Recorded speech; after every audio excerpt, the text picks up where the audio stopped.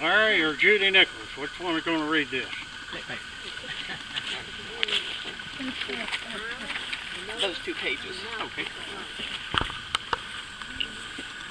The LaLande, New Mexico Adventure.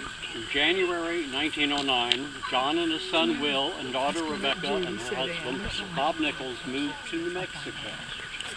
There are 2 different versions of why John went there. One story that keeps popping up is that John C. went to hunt down Henry Kegley, who had killed Jim Porter, his brother. Another version came from interview by John's daughter, Florence. She said that her father was always receiving papers and ads, and he decided to try his luck out there.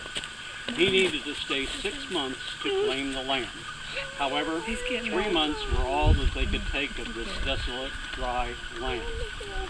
Please keep in mind that this story of this adventure into New Mexico was handed down by several different Porter and Kegley families. However, the various versions still make for good reading.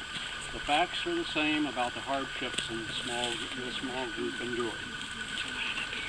Another Porter relative stated that John went there in search of John Holbrook and Henry Skeens, who had killed Jim Porter's 20-year-old son, Ed Porter, in 1907. Dayton Porter, son of Will Porter, stated in a phone conversation with J.C. Porter this following information. When Dayton was little, he remembered his older brother, Roy, and Uncle Bob Nichols staying up one night talking about this New Mexico trip. The small group traveled there by train.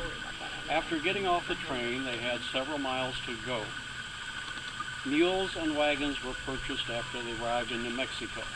A ring was plowed around the perimeter of their property. Dayton told the story of his father and the rattlesnakes. A shanty was built for the mule. One day, Will opened the door, and the mule knocked him down over trying to get away from the rattlesnake. His father carried a permanent bruise all his life from that incident. Florence, Rebecca's sister, stated that with her interview that Rebecca cried and cried to come back home. The sand blew and it was everywhere. Rebecca was tickled to death to leave. She and Bob came back to Kentucky before J.C. did. Dayton stated that when the group headed back to the train station, Bob walked behind the wagon and killed 2 or 3 rattlesnakes on the trip.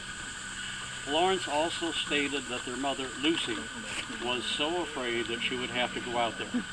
Lucy didn't want to move there that far away from her family and children. A letter had arrived stating for them to come out and join them. Florence said that she went down to the post office in Jacobs and picked up another letter telling them to stay home because they were coming back. They had sold everything and were coming home. Florence told her father came home with money from the sale of the farm and farm items. He told them that he tied old strings around an old raggedy suitcase. Then he put a pair of raggedy pants and suspenders and brought the money back that way. He made quite a bit of money, Florence said.